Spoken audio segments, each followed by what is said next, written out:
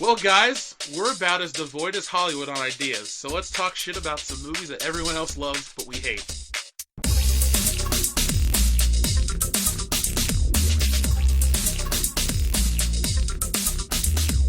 Welcome to World Class Bullshitters, where we discuss pop culture on 6th grade reading level.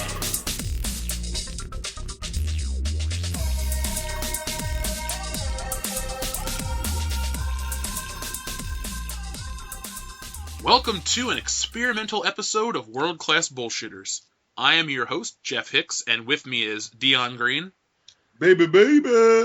Dustin McNeese. A queef a day keeps the gynecologist away. Trump 2016. And Dan Kane. Trump 3258.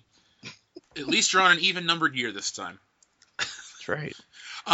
So when I said this is an experimental episode, we're changing up the format of the channel a little bit. But we're not going away. We're actually going to give you more content.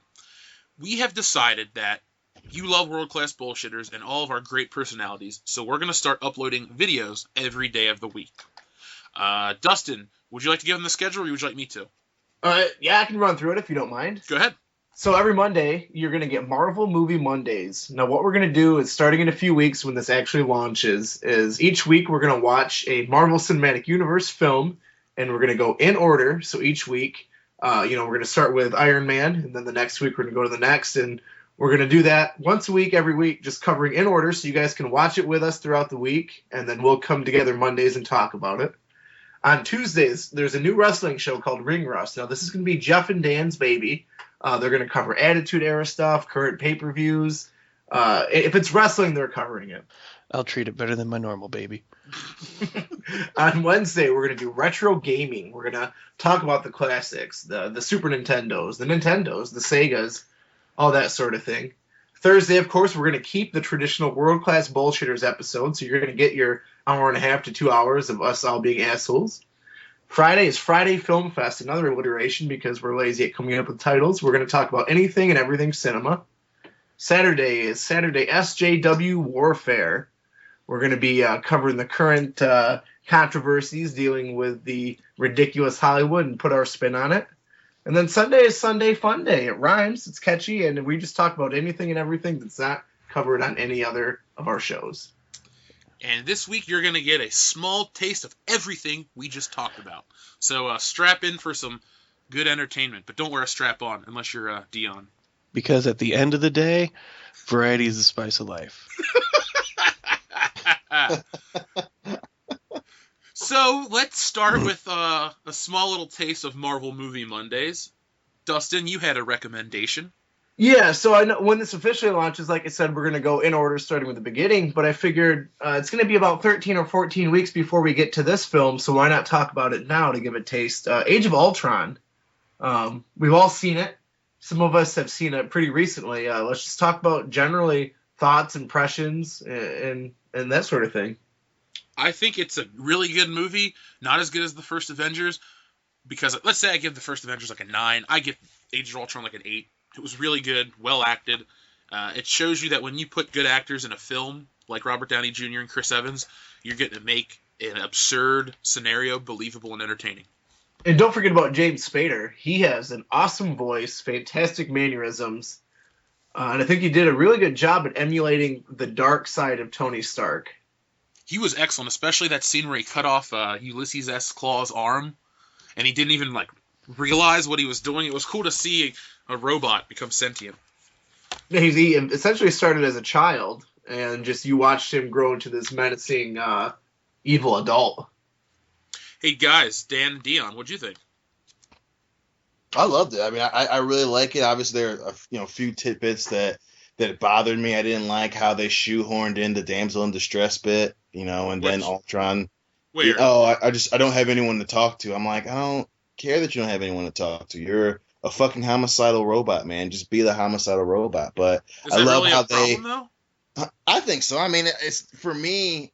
I don't think that Ultron is someone that would necessarily feel lonely. I mean, I get that, they have him, kind of act as a child and then get angrier and angrier at Tony Stark, but then for him to all of a sudden feel loneliness, especially after he's been manipulating Quicksilver and Scarlet Witch. I thought that was just a really weird thing to do. So you have a problem that it's just somebody in the cell that he talks to. You really don't have a problem that it's Scarlett Johansson? Right. I mean, Okay. if they would have had him kidnap her to use her as bait, I get that. But then, to put her in the cell and then I don't have anyone, it's like, ugh, like what? I was just worried you thought, oh, she got captured because she was a woman, and I was going to have to lambast you. Yeah, because she's like, she does the most important things on the team, and she only gets captured because she's rescuing the Vision's body. It's not like she's like Pepper Potts just chilling on an airplane. Oh, I got captured. Nah, she was in the thick of it, kicking ass, and she just happens to get captured. Hawkeye got captured last time. Yep. Damn. So, yeah, I liked it.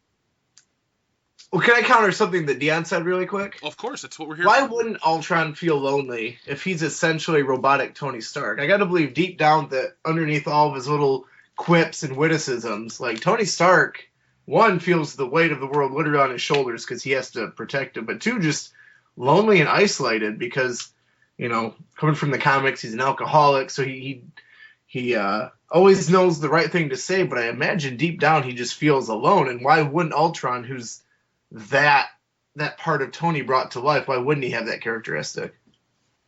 Well, because at the end of the day, he's for the movie. That's one. Yeah, you can see what I did there. Can we have a little counter on the video, counting every time he says it? You know what? I'll take notes though right now. One. Do it. Well, I mean that one was on purpose, but whatever. Yeah, I'm sure. For the show. But he's not literally a copy of his personality. He was just the thing that was supposed to protect the world. He was just an artificial intelligence that was supposed to protect the world. I get that he would have certain mannerisms and forms of speaking and phrases that he would emulate, but he's not. It's not as if he's the Vision. He's just a copy, a lot like Jarvis. I mean, he can continue to build a personality, but for him to randomly feel loneliness is really out of place. How? I mean, on 3 separate occasions, characters specifically point out, wow, that's a lot like Tony. So the film has developed a motif and has pretty much spoon-fed you the fact that this is Tony Stark. Doing and saying things when in mannerisms and expressions is one thing. I mean, it's a huge jump for him to be manipulating two freedom fighters, and then all of a sudden he's feeling loneliness. I mean, for him to go to... go ahead. You don't think that people that do bad things are sad people? But he's not a person. He's a fake I've heard that emulation of... I'm sorry? What?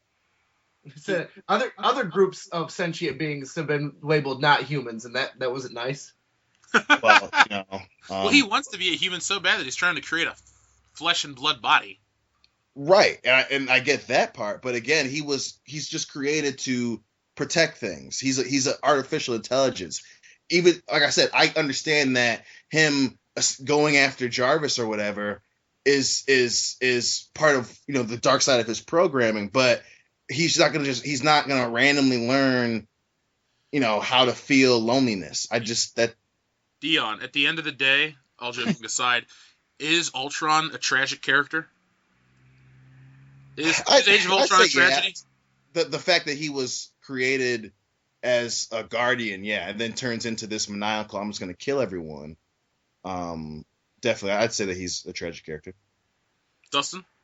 Well, if Dion feels tragedy for something that doesn't have feelings, I guess I'm failing to see how that makes any sense. Like, if he doesn't believe he has feelings, then how can you pity him? Did you felt feelings for the Terminator? He learns to appreciate life, but he's not. He became human at the end. He said, "I understand now why you cry." That's the point with these. And follows it up with, "That's something I can never do." Make sure you finish the quote. He learns to appreciate life, but he's not one that's going to start feeling it off the bat. Because he jumps into a molten volcanic pit of hot metal. Not self-terminate. Cool body. What a great ending to a great movie. It is. Dan, would you like to say anything? No, I'm enjoying this. Okay. Did you like the film, though? I thought it was great. Do you own it on Blu-ray? I do. Do we all own it on Blu-ray? That's what matters. Dion, get on the hype train, bro. Marvel for life. We dedicated Monday to it. That's how much we love it. Agreed. Do you have anything else you'd like to add? I think Age of Ultron looks amazing. I think it's the best looking Blu-ray I own. It's got great picture quality. The action's spot on. And the fucking CGI. I'm not one of these people that harps on, like, I love CGI. But in a movie like Age of Ultron, where even the fake CGI characters look real, I'm impressed. Yeah. I had one issue, and that's sometimes the background music was a little too quiet. So that would have been whoever was mixing the Blu-ray, the render or whatever. Because, it had big classical pieces in the background, and sometimes it was very faint. But besides that, no issue with the actual Blu-ray itself. Any issues with any of the character designs? Do you like them? No, they were fantastic. I had a question for you, though. You said the first one was a 9 and this one was an 8. What made this one a lesser film in your eyes? The novelty of the first one definitely builds to it. I like the tone of the first movie. I'm excited. I mean, I said it on the other episode when we talked about the Batman vs. Superman reviews last week. The first Avengers is the best film experience I've ever had in theaters. And every time I watch it, I kind of get a feeling of that. Because, okay, it took 4 years for all these heroes to come together. Then they stop this huge, huge event in New York, and it's epic. And then there's just one little taste of what's coming next. And, like, I know the comic books. I know Thanos. I know all these characters. And it's just so exciting to see that. You're like, oh my god, this is what's coming next. Age of Ultron didn't do what's coming next well. It was like, the story was fine, and then in the last couple minutes, it's like, those are the Infinity Stones, blah-blah-blah, blah-blah-blah, and it tells you all this setup for what's going to come next. It didn't do it organically like the first film did. Fair enough. So that's really where it loses the point. I'll give Age of Ultron one thing over the original. The Captain America suit in the first movie looks really bad. He almost looks like a blue penis. In this one, he looks awesome. Like Winter Soldier in this costume, and hell, even the Civil War suit, they all look great. And, I'm an artist. I always look at the costumes and stuff. Everyone looked cool. I like the Hulk's pants. Ultron looked amazing. Aesthetically, This movie's a 10. I just love that statement. I love the Hulk's pants. What did I say? What about Black Widow, Dustin? Black Widow, do you prefer her with the shorter hair or long hair? As long as you can see her butt, I'm happy. She looked good in Iron Man 2, like really good. But she's looked good in the other films. Mm-hmm. I guess I don't have a preference, as long as you got enough cleavage. Fair enough. I'm a man, sorry. I'm not sorry, not sorry. Fuck that. So anything else from you guys? Dion, you're smiling. No, I'm just laughing at the cleavage part. No, I mean I feel like Age of Ultron was more of a stopgap so they can start building with Civil War and start moving towards Infinity War. It's still a great movie, but you can kind of tell they were like, well, what can we put here that will keep people interested and on the Phase 2 train, and boom, we'll just bring in Ultron, and it was a fucking fantastic choice. Because there really aren't that many villains I think of when I think of the Avengers. Loki, Ultron. There's really bad ones they fight. If you read a lot of early 70s Avengers comics, they fight Claw. Claw's kind of dumb. I don't have the books behind me right now, but I'm excited for what's going to come next. Marvel has not had a failure yet. This is an in-park home run. Yeah. The original Avengers was just a grand slam out of the park. It landed in the river. Somebody won a free car. It was an awesome, awesome experience. You're better than using sports analogies. Only reason I brought it up is because Dan worked there, and he knows about the free car you can win. Yeah. They fired me. Well, fuck them, right? All right, so you guys want to move on to Tuesday's Ring Rust? Yeah. We are almost at WrestleMania, and fuck the WWE. Sorry to be such a poor intro, but really, I mean, we are almost at WrestleMania. It'll be this coming Sunday, and what's happened? Like, what is the big thing? There is no hype. There's nothing. You have Roman Reigns, who's either going to win and piss off the crowd, or Triple H is going to retain, and I mean that's kind of boring. Like he's just already done that. Yeah. It's a no-win scenario. Nope. And then you have Undertaker versus Shane. So if Undertaker wins, what a waste, like, of a WrestleMania. You go from guys like, Brock Lesnar and Shawn Michaels and whatever, and then you go, Shane McMahon, a guy that shows up after 6 years, and he'll take a cool bump, but he's not going to win. And if Shane does win... Sorry, what? He'll break a hip taking the bump. Yeah, I mean, he might go off the top through a table, and that's going to be awesome. But if he does win, what does that mean for the streak as a whole? Because, Lesnar won, and that kind of shocking, right? But then you have a guy that's not a wrestler, who's in his mid to late 40s, gray hair, come out and do the exact same thing just a few years later. What does that mean? I don't think it means anything, just like I don't think the streak means anything in general.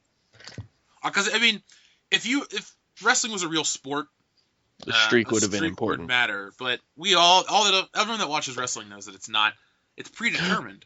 I think the point of the streak was that, honestly, they really didn't give a shit about until he won 10 of them. But I'd say even 13. What made it so interesting after, when he beat Ric Flair was that it was believable. It was believable that character can go against other characters and be undefeated at WrestleMania Super Bowl. So even though it's predetermined, it's like building a great movie character. You believe that this character is a badass and that he, even if he's outmanned, outgunned, and overpowered, he can take the fight to whoever it is he's going to face. And that's what the Undertaker streak was. It was him going against the supposed best of the best. Jai Gonzalez sure as shit isn't one of the best, but it was the Undertaker going against the supposed best of the best and coming out on top every time. He beat Triple H twice. He beat Shawn Michaels twice. He beat, giants and really huge black guys that were calling themselves sexual chocolate. He was beating these dudes, and then, they fucked up another guy's character and had to use the streak to push him forward. So they've definitely fucked whatever magic they had with the streak. They've totally fucked it up in the last few years. I don't think there was magic up until Randy Orton. And I think Randy Orton should have been the guy to end the streak. The whole Legend Killer gimmick, that would have been perfect. Taker wanted him to end the streak, but... Well, I know. I was just saying what we saw on TV, Randy Orton should have been the guy to end the streak. It made sense logically. And then the next year he fought Mark Henry, and then Batista, and then Edge, and then... Where are we at? 25. Then Shawn Michaels. Shawn Michaels, Triple H. He only really had... Undertaker's only had he's had one perfect WrestleMania match, and the rest are good or forgettable. Like, the WrestleMania 17 match is good. I'll give it really good. It had a great storyline. I'm about to say, it's better than good. Okay, but the other two against Triple H were garbage. 28 wasn't horrible. It was that one I'd give a good, especially the whole... Dion, I was there, and I don't remember a single goddamn thing about it. I remember Shawn Michaels was involved. Yeah, and I was hoping Shawn Michaels would have still wrestled. Like, that's the one thing I hate about the streak.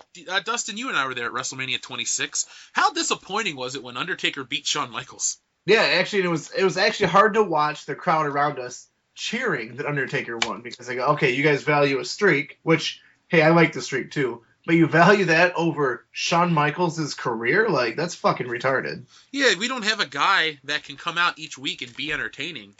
Raw nowadays, there's nobody that gets me pumped. Like, I used to have like a stake in John Morrison or CM Punk or all these other guys were cool. Like, going all the way back to The Rock. Hell, when I like The Rock, I like Jericho, Edge, Christian, all these guys. And now it's just like I like nobody. And the dudes I kind of like get squished like Dolph Ziggler. This is the worst Cesaro. Since I've been watching. And I think we've talked about that before, but there is nobody that's there on a consistent basis that I look forward to seeing. Same. When John Cena is your main draw, every time I hear that, my eyes roll back. I'm like, Jesus, what are we going to have to sit through now? And with Roman Reigns, it's worse. Like, 5 years ago, Dustin, Dion, when we were all hanging out in Michigan, we'd be like, oh, who could be worse than John Cena? Well, Roman Reigns. And here's your answer. Yeah, and he's young, and he's going to be around for a long time. And he's actually worse on the mic than Cena, so, man. Oh, he's garbage on the mic. Okay, I think Roman Reigns is up there with Lex Luger and Psycho Sid for mic work. Easily. In terms of spot on the card.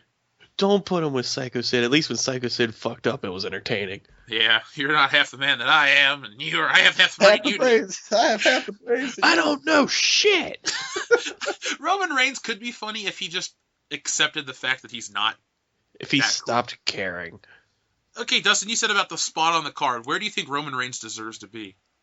At best, feuding for a mid-card belt, at the very best. I agree. He didn't even do that. He went from the Shield to, I think he had 2 singles pay-per-view matches, and then he was in the main event of WrestleMania. Yeah.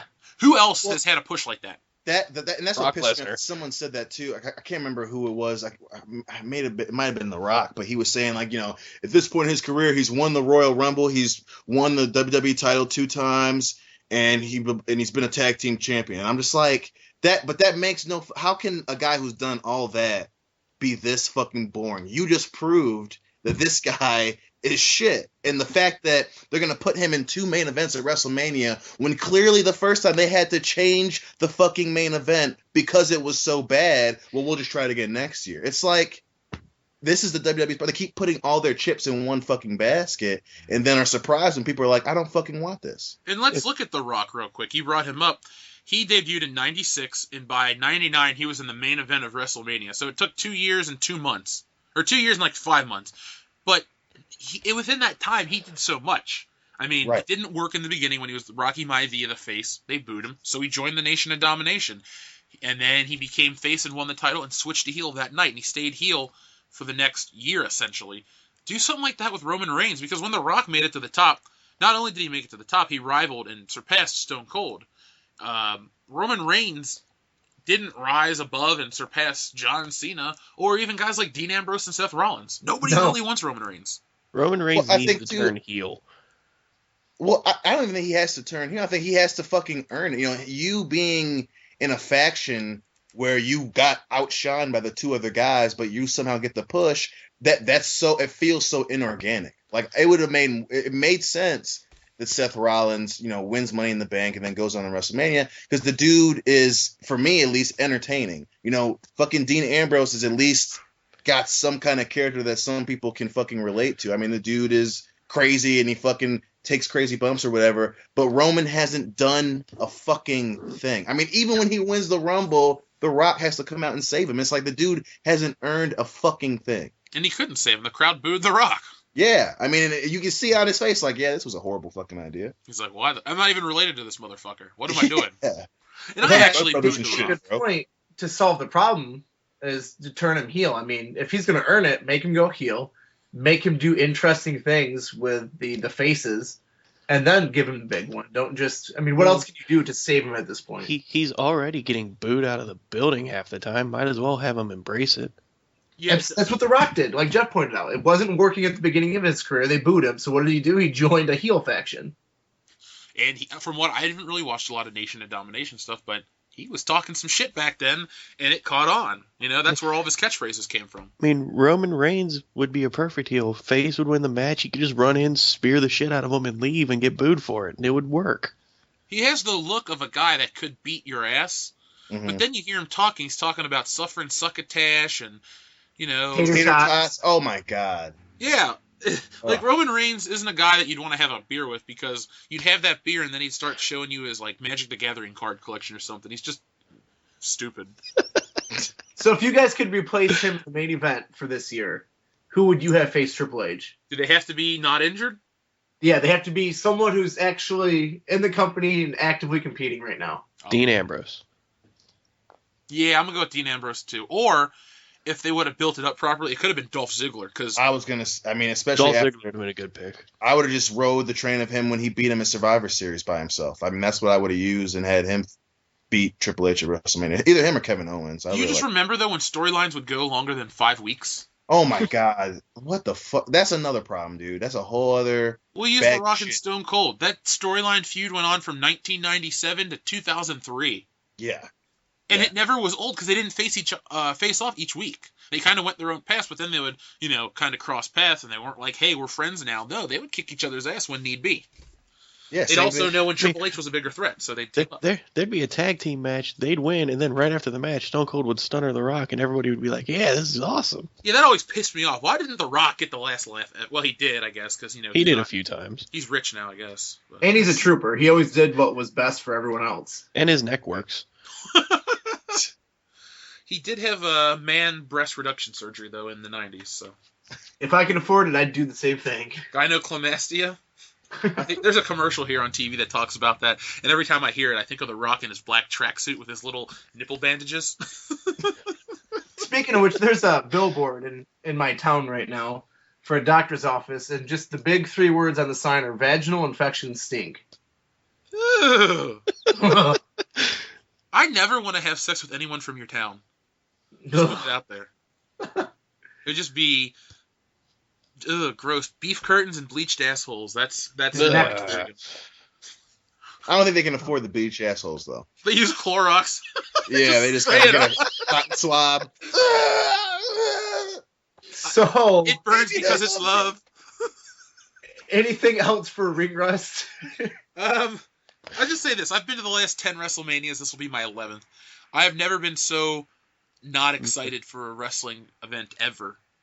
Next year's going to be way better. Hopefully. Next year will be what this year should have been.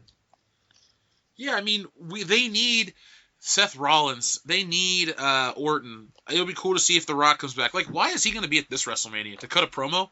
We have a countdown clock for him to cut a promo. I'm not excited. And you know what? That'll be the highlight of WrestleMania. Ugh, that's Do sad. you think The Rock interferes and helps Roman go over Triple H? Yes, I think that's Yeah. what happens.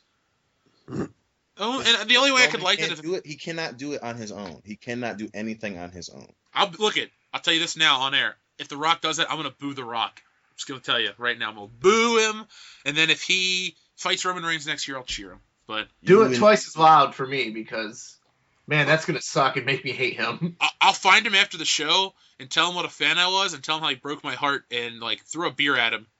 No, okay, I won't do that. Did he divorce you or something? You ain't gonna waste no beer. That's true. I ain't gonna waste no beer. You're right. I'll just be like, man, you turned on me. Just me personally. Everyone else is cool with you. Give me I'm that betrayed. cup of water. I'll waste that shit. Somebody slap The Rock for me. Yeah, that's all I really have to say about Ring Rust. It's really hard to be a wrestling fan in 2016, and it's very embarrassing. Yep. Well, I guess it's time to go to bed and wake up on Wednesday where we discuss retro gaming. Such a good night rest. Morning, Dan. What gaming console, I'm going to throw this out, has the best collection of exclusive characters? Characters or titles?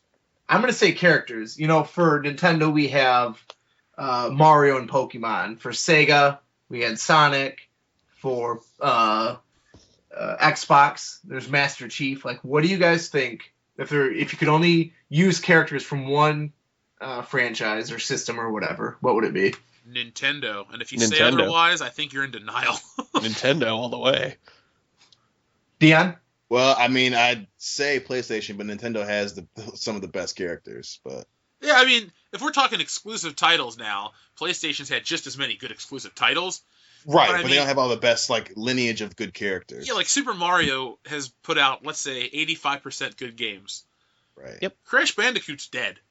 Solid Snake is on Xbox. God of War is good, but they haven't made one in a couple of years. Yeah, it's Nintendo all the way. So, with that in mind, why isn't the Wii or the Wii U more successful? Well, Because remember they the changed Wii. their Remember the Go Wii on. is the highest selling console next to the PS2. Really? Oh old people. God, yeah, it's Yeah, hundreds of millions it of units. flew off the shelves when it first came Yeah, out. because They it's just had in so many retirement homes shitty and everything. games. Dion, we bought one. We bought into the hype. Yep. You too, Dan. Yep. I have mine. I only have for a few reasons: Smash Bros, Mario Kart, and that's where all my Guitar Hero games are. Well, I mean, we all bought them relatively close to launch. Hell, I waited in line for 13 hours for mine. Biggest regret ever. So is it essentially just Mario himself that sells you on that gaming console? Legend of Zelda is the main reason I bought it, because I have a GameCube, but I saw that Twilight Princess was going to come out on the Wii, and I was like, well, it looks better, I have the money, and I've loved all the Nintendo consoles. So up until the Wii, I had bought every console as soon as it came out. All the handhelds, I was a huge Nintendo fan. And I bought the Wii, I bought 2 games for it, and I just stopped playing it. Fair enough. The Wii was a 5-minute console, kind of like how Vin Diesel needs a 30-second car in Fast and Furious. You could put in a game, play like 3 or 4 mini games, a round of Wii Golf, and some tennis, and you're like, well, that lost its luster. Basically, the Wii is the perfect in-store demo. That's a good way of putting it. It's Yeah, the so only way all to put 4 it. of us then have a Wii at our houses, right? All of us have a Wii. Correct. Yep. What other systems do you guys have? I have Oh shit. Dude, I have every Nintendo system but the Wii U and the 3DS, and I have every PlayStation, and I have the first 2 Xboxes. Did you see that they're already discontinuing the Wii U? I did, and I think that is telling. Because there is really no third-party support for the Wii U. I mean, Dan, you have a Wii U. How often can you go out and find brand new non-Nintendo exclusive games for that thing?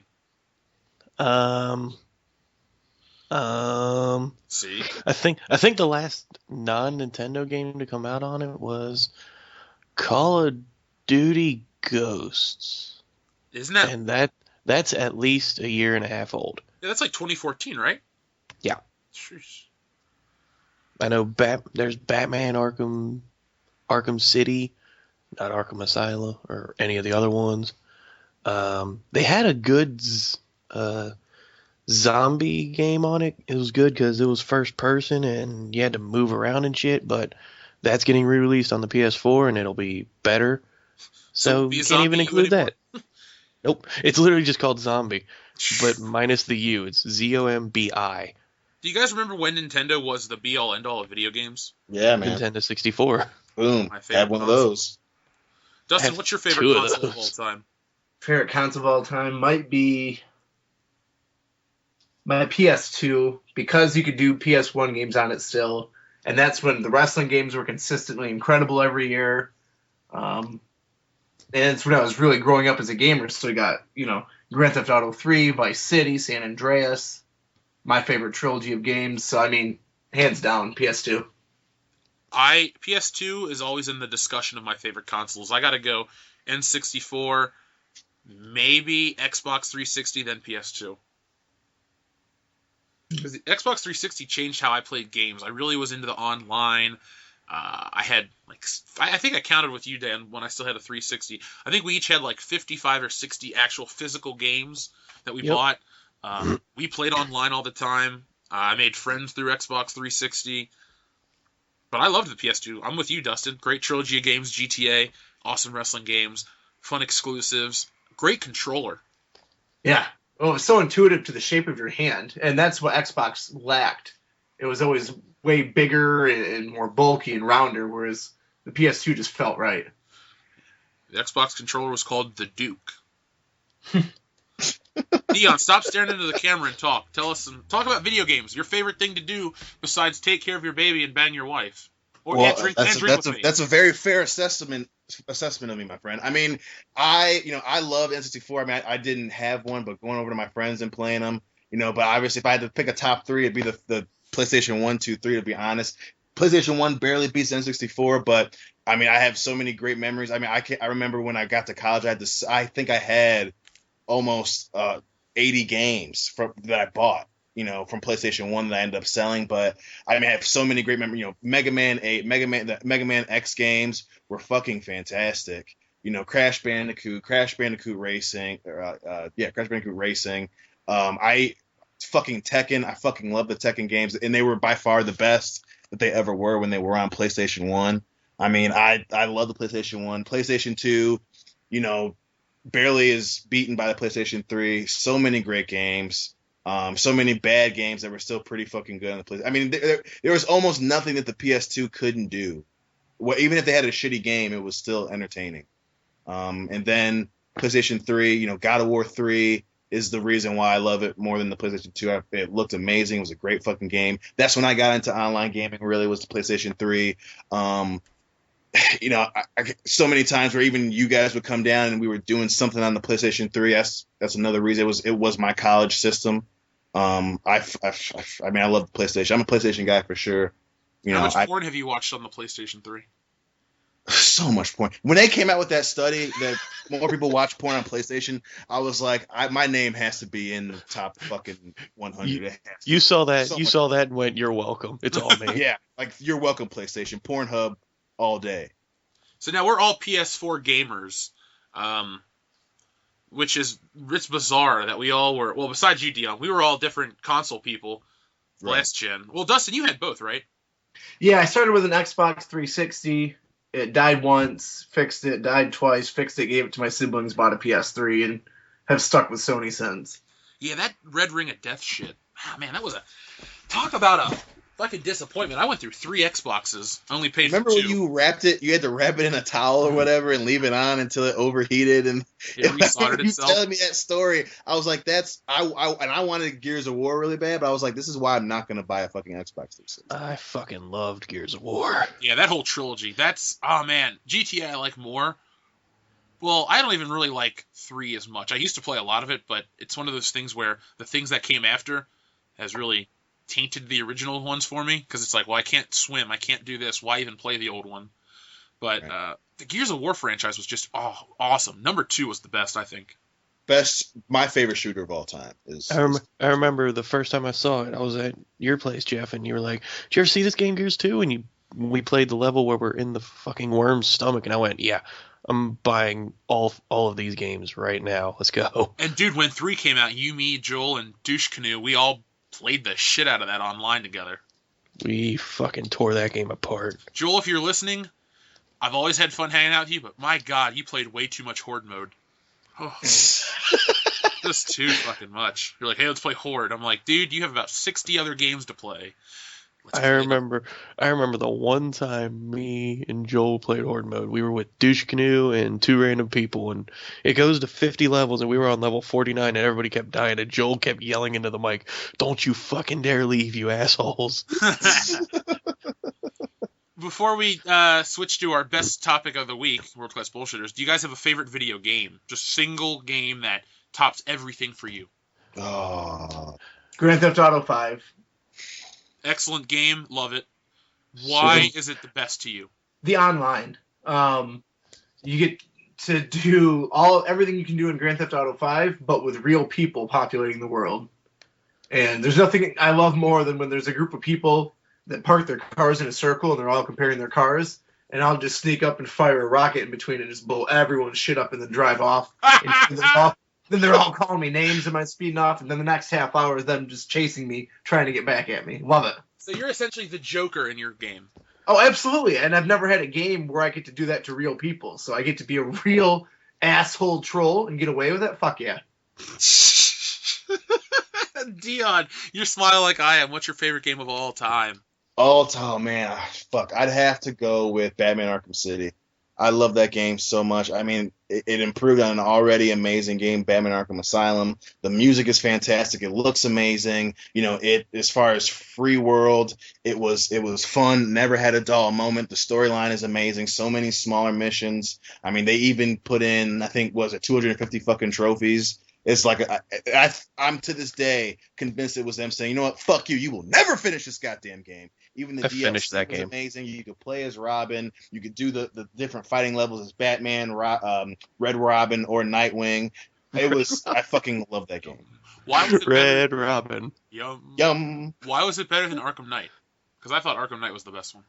Well, because their launch and then the issue. I love Arkham Knight was a close second, but the Riddler missions with the Batmobile just pissed me off. It was like, why?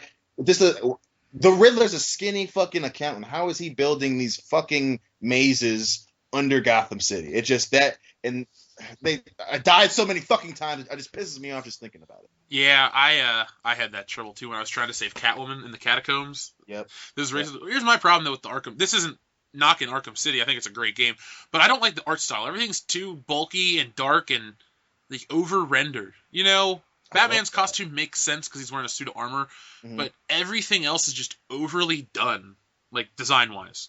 Right. And I'm not a fan of that design.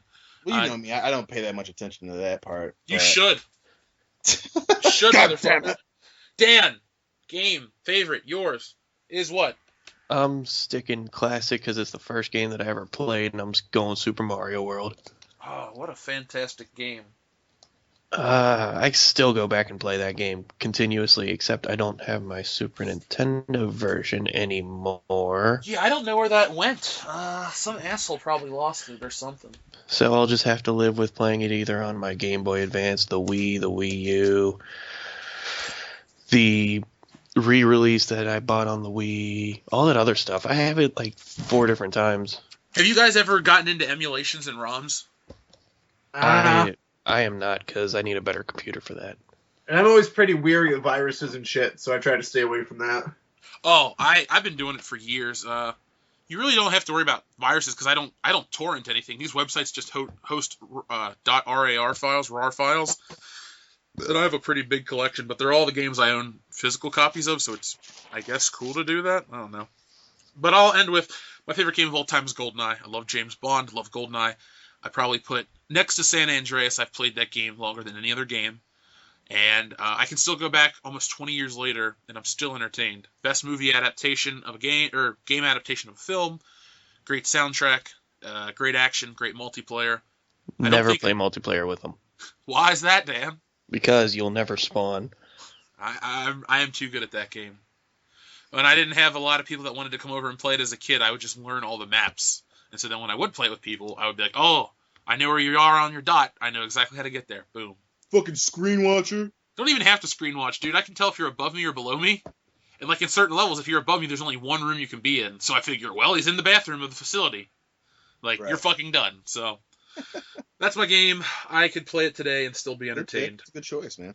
It got to the point where I'd spawn and I know he'd be right there, so I'd start chopping as soon as I open the door.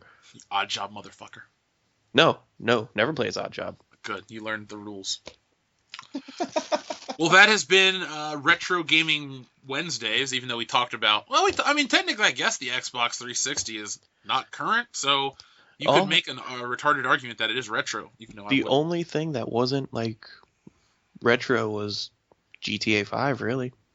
My bad. Don't apologize. That's a fantastic game. PS4, I think it's PS4's best-looking game. It looks real. Yes, it does. And, dude, the noticeable difference from... like the Xbox 360 to the PS4 version is huge. It is ridiculous. Or in the words of Donald Trump, it's huge, you know? It's great. I spent $120 playing that game. And Rockstar, they consistently update it and treat it like it's a brand new title. I have nothing but respect for that company. Best developer of all time. They release a new patch or updates or new game modes. Like, they have no reason to do that. Everyone who's bought it's already, everyone who's going to buy it already bought it. So they're treating the fans unlike any other company I've ever seen before. That reminds me, when this is over, Dustin, I need your PlayStation Network. Absolutely. tag. When we said we all have PS4s, I go, how don't I have everyone in this podcast information? Well, you don't have Phil's because he made the bad He's an choice idiot. of getting an Xbox. Well, thanks. He made the bad choice of A, getting an Xbox, B, getting Guitar Hero Live, C, getting an Xbox.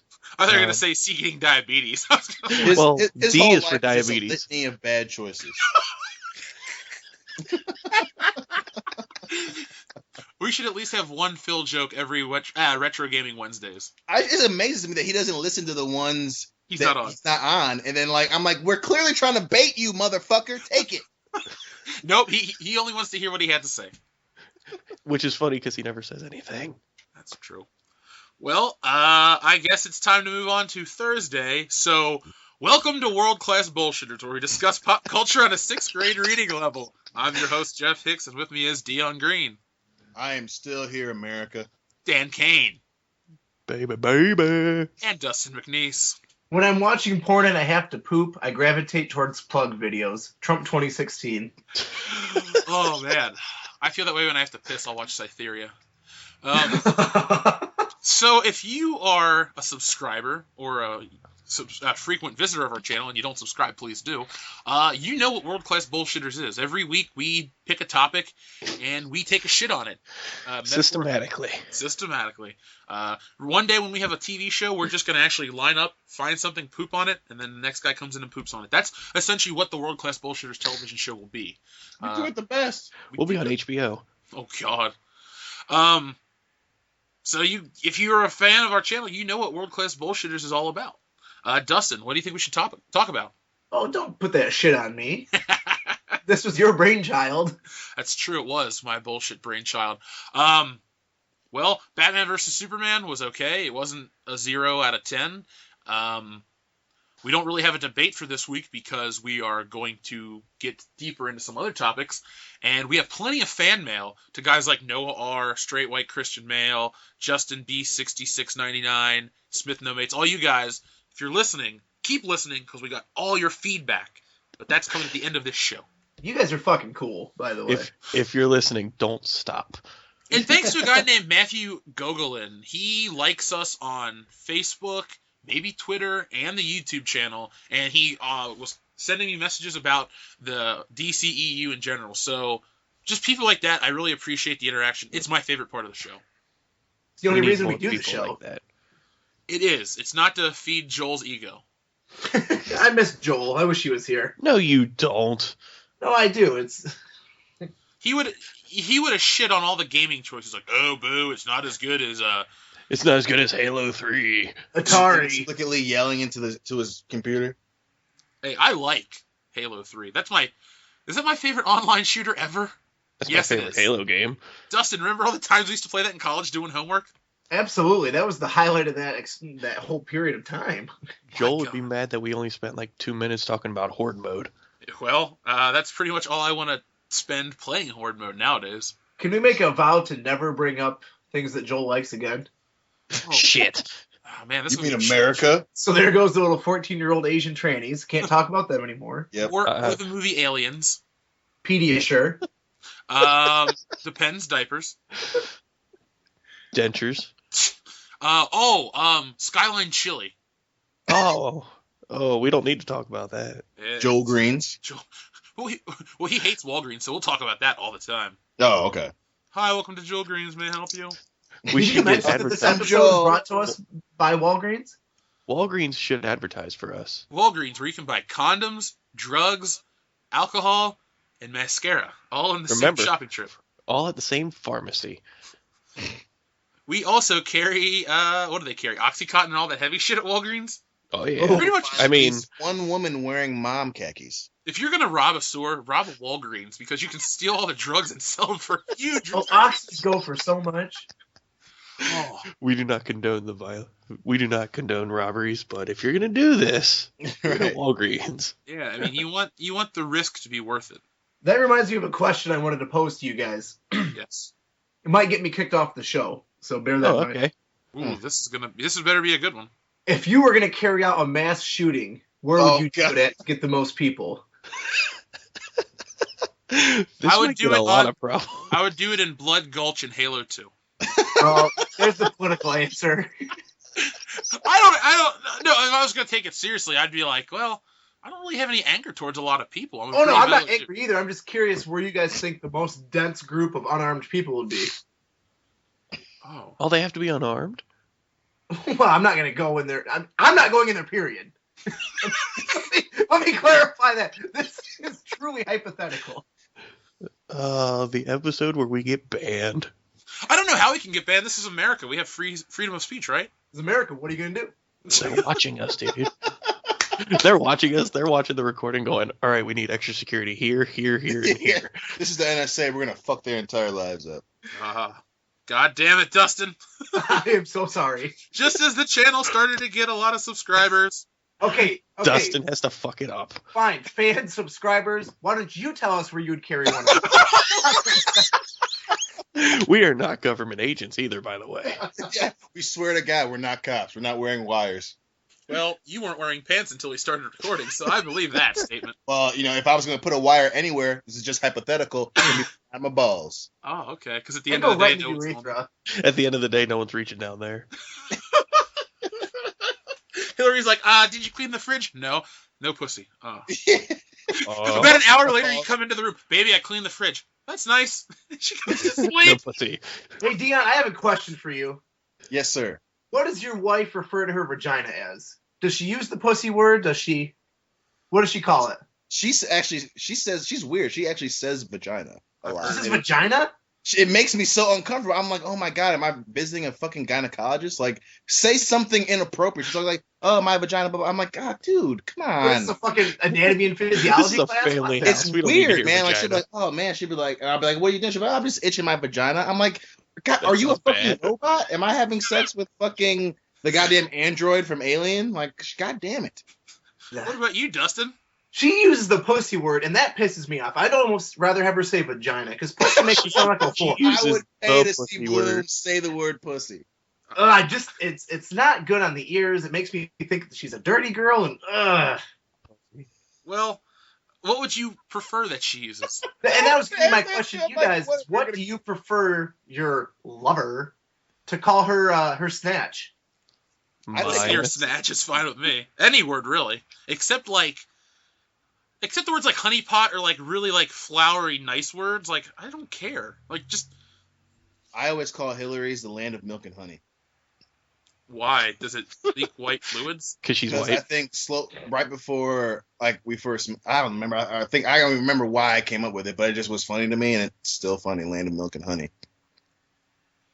That's all I got. It's no joke there. It's just that's just what I call it. I feel like that needs to be a T-shirt with your face on it. The land of milk and honey. At the end of the day, it's just the land of milk and honey. With a bullet to the ribs. And it's him with a big ass creepy smile, just because Paul Walker took the wheel and drove this podcast into the ground. When I see you again. Dan, what words do you like for lady parts? I don't give a shit. Exactly. Well, as long as I don't have to use the phrase beef curtains or beef taco or beef waffle. Well, those are used to describe like ugly ones. Like blown out, fucking. Ugh. Yeah, dried out looking ones like beef jerky time. Ugh. Ugh. Remember that time, Dion? Topic this week. That is the world class bullshitters topic. I'll end with this, Dion. Remember the time we were hanging out in the hallway of the apartment, and I was like, "Man, it smells like shit out here." And you're like, "No, it smells like a bad vagina." I was like, "What kind of vaginas are you smelling, dude? If this is what you associate with the smell of vagina." Ugh. It was disturbing. It's a Gladiator Academy coming out of Stockbridge, man. Dude, what do you think of the crazy? What do you think the craziest sex thing that ever happened in that apartment complex was? Because you know everybody was fucking there, except Tom. Yeah. Probably when Nick and what's his name were talking about baseball and started fucking. That's probably got to be the craziest occurrence that happened, at least on my floor. I was gonna say upstairs when those dudes were wrestling and we went to tell them to be quiet. And like something had to slip into a hole. That would explain why his eyes are all red and his face was all puffy, because he just he didn't see it coming. You don't know it's dry, bro. Oh my god, we should just have a show called Flashbacks where we talk about the crazy shit we experienced in Michigan. Oh fuck yeah, Friday Flashbacks. Oh god. Speaking of Fridays, it's Film Fest Friday. And it actually is Friday. That's our Friday show. So, yeah, Dustin, you had a great topic to discuss. Care to remind me? Blade Runner. Oh, yeah. You have a great topic. I do? I got a boner here now after thinking about two dudes wrestling and going in Friday. So. It's just the tip, bro. It's just the tip. It ain't gay until it hits the balls. Can't stop thinking about all these dicks. Dustin will open the door and just be like, you guys keep going. You just hear fucking flesh smashing on the microphone. Oh, and then a cup shot. Oh. No, so I saw Blade Runner for the first time this past week. And Jeff, I know you're familiar with it. Dan and Dion, how about you guys? I love Blade Runner. I actually saw it on Blu-ray at Schuler's, and I didn't buy it, and I've never forgiven myself. I haven't seen it. Okay, so I'm watching it. Interesting premise, because it is based off of what Philip K. Dick's book, Do Robots Dream of Electric Sheep? Right? Some complaints I remember the title of the book, but yeah. Harrison Ford's monologue sounds really uninspired. Oh, so you watched the original theatrical cut? Yes, yep. Oh, okay. But the thing that bothered me most, and this is going to shock you guys, is the rape scene made me uncomfortable. When he rapes, what's her name? Rachel. Thank you. Yeah. Why? And why does rape make me uncomfortable in that scene? Because it wasn't as graphic as I was hoping. Oh, okay. See, I thought you were going to say you're uncomfortable because Harrison Ford was possibly getting laid, and he's like your grandpa nowadays, so it's just really awkward to see your grandpa getting some robotic pussy on screen. No. Fuck off! I love that the reason... Go ahead. I love that the reason he has a problem with it is because it's not graphic. Well, if I don't see at least 2 punches and a penetration, it's not worth my time. Ooh. Well, Dustin, keep going what you were saying, because I know you're a big The reality is, all rape jokes aside, it was strange that the hero of your story, who up to this point hasn't done anything unscrupulous, randomly rapes this robot that he's hiding at his house. and he still comes across as the good guy, and she falls in love with him. Like, that's a really strange story element to me. See, I'm not like Dion. I don't like Blade Runner. We had it on tape as a kid. I watched it. I hated it. For some reason, I bought it on Blu-ray because it was like $20 for all 5 cuts, and I don't like any of the 5 cuts. I don't like Blade Runner. I never assumed that Harrison Ford's character is even the good guy. I think at that point is the turn, and you just watch essentially him just get away with shit. I mean, I think Rupert Hauer's character is the good guy, especially in the end. Rutger Hauer? Rupert, I can never, the fucking Howard, Howard, what the fuck ever. But his monologue at the end is one of my favorite endings to a film, because I love if an ending's good, that'll sell me, and that's probably like Teardrops in the Rain. Endings. Yeah, that's a cool part. I don't know. I don't like to use this excuse because it makes me sound stupid, but it's boring. I get it can be boring. That's not stupid. I think that's a fair assessment. The movie is very slow. I get the philosophical discussions about what does it mean to be human, is Deckard a replicant, all that stuff. I don't put that on and go, oh, this could be awesome, or this is awesome. I just go, oh god, why am I watching Blade Runner? What I will give it credit for is that because they didn't use CGI, the practical effects were actually great. Like the police cars hovering above the streets and shit looked phenomenal. Oh yeah, it's a great looking movie. I don't like that whole Neo. I guess they're in New York, but that whole Tokyo Asian infusion. I don't really like that futuristic approach where it's like, oh, Japan took over and now we've integrated their culture. In reality, it's like, oh, Japan survived and they make tentacle porn. Like, yeah, every 80s white male's worst nightmare. No, not the goddamn Sony guys. I will say Back to the Future 3 has one of the best jokes in any movie I've ever seen, where Doc is looking at the DeLorean and he goes, oh yeah, no wonder it broke. It's made in Japan. He goes, what are you talking about? All the best stuff's made in Japan from 1980s Marty. That's the only part I like of the movie. But back to Blade Runner. Dustin, what are some other things you thought about the film? I thought Rachel was hot. She looked like a Katy Perry. Yeah, Sean Young, she was sexy back in the day. I didn't understand, that great speech that comes at the end by the character Roy, the guy that you were just talking about. Uh-huh. Who isn't he the CEO in Batman Begins? Yes. Yeah. Okay.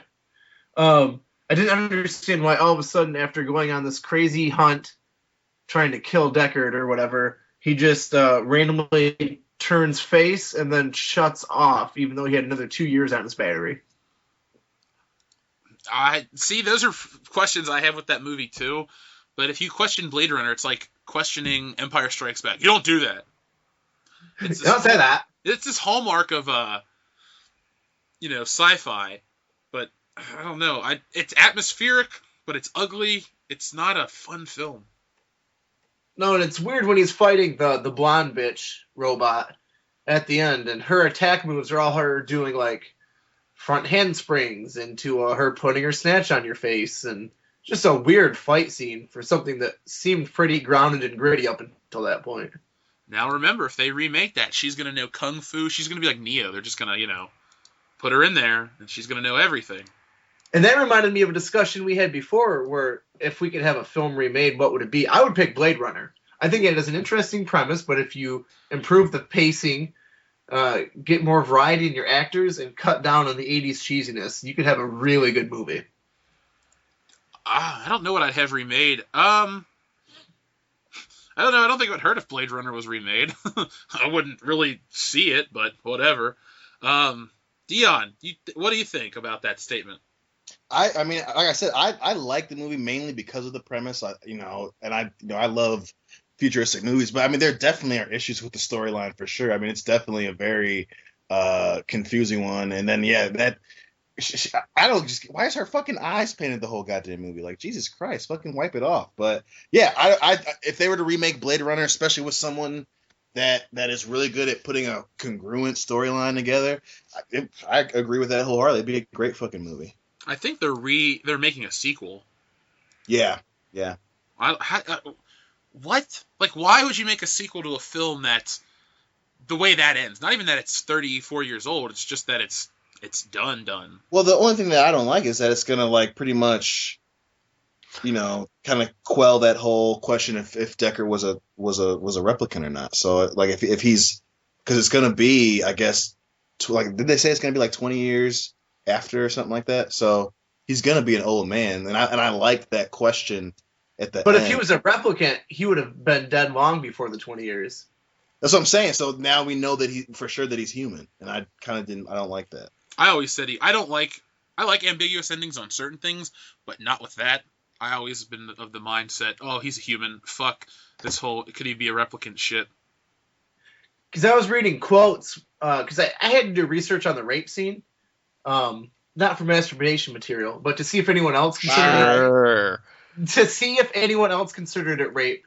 And I came across a random quote about from Harrison Ford saying, with certainty, he's not a replicant. I talked to Ridley Scott. We agreed he's not a replicant. But then you had a bunch of interviews from Ridley Scott saying, no, he's definitely a replicant. So that was kind of a weird situation. Really Scott makes some good movies, but really, he's a weird fucking dude, and I wouldn't be surprised if it's just him being an asshole. But, I mean, and I didn't even think it was a rape scene until I was, an adult, especially, I think I read like a Cracked article, and they were talking about, I was like, that is very rapey. But I never thought of a rape scene until right now. Yeah, no, she's trying to leak. She clearly is like no, and he's just shoving her against the wall and shit. So wait, you guys have never done that, right? Well, I've shoved against the wall, but not like hey bitch, put your mouth on me. Yeah, because he tries kissing her. She tries fleeing his apartment. He runs in front of her, closes the door before she gets out, and then he's like, "Say you love me, say you need me, say you want me in you, and then kiss me." And I'm just like, oh, that's a little sick, Harrison. Well, she's a robot. You can't rape a robot. Seriously, that'd be like saying if your fleshlight became sentient and said, Dustin, don't put it in me. You're like, fuck you, I paid $50 for you. You're mine.